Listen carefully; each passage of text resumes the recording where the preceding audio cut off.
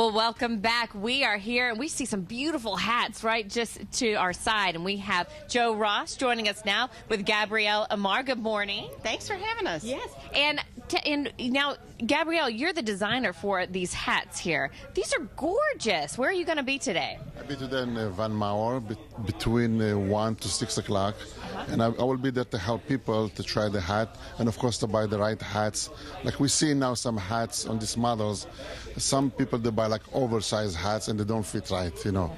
You can't, even if you 80 pound or 100 pound, it doesn't mean you can carry any size of hats. You know, that's what I'm there to help, to give advice, and to help you to choose the right hats, of course, the right color too. And the big question, a lot of tips that girls want to know, and Joe, you can help with this as well. How do you know what the right hat is? I mean, you go in there and you look at the colors, you look at the style. There's so many different selections, but how do you know which one to pick? Well, as far as the size of the hat, I think it really should be within the parameters of your shoulders. When it gets beyond that, one, the crowd's going to have to part go in unless you're taller, you know, but if you have a slighter stature, then I really recommend that you wear something that's more appropriate for your particular body size. And that's where Gabby comes in. He can really go right to the hat when he sees what you want to wear and put it on, and the women love it. So okay, so the smaller you are, the smaller hat you need. Is that right? I recommend that. Now, some ladies love those big hats, and you know, but if you're a little uncertain, I would caution you to go possibly a little smaller rather than ginormous, because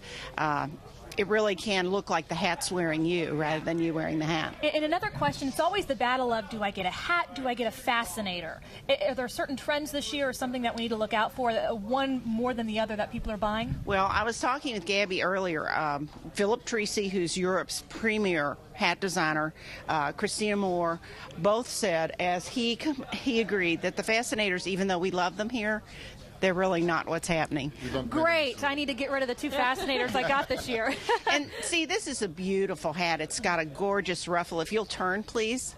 Thank you. Look at that. That's beautiful. But it's really much wider than her shoulders, and I feel it is one of those things. It looks like it's wearing her. So, and she's so teeny tiny. And she's a beautiful gal. But I would recommend just a little smaller hat for her. And I've also noticed the trends this year. We have a lot of lace. We also have a lot of neon colors. I don't remember in years past seeing things that are so bright. When did that trend come into play, and is that the only trend this year? Actually, Nanette Lepore introduced neons 2 fashion weeks ago when I was there, and so now we have it. These are Lily Pulitzer. All of this is from Von Maur, and they have a lot of the neon. I think it's just vibrant and fun, and to me it feels exactly like Derby. It's a big party. And Gabrielle, you have to work in a lot of that neon into the hats too. Where do you find neon flowers, or you just use the ribbon?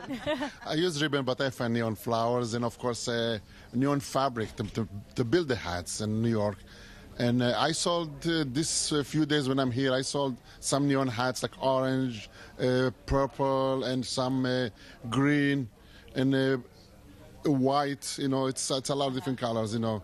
And really, people are very open for colors, you know, this year. Really, a lot of colors. We're going bright for Derby. Yes, we're excited to see all the fashion, the hats, the fascinators.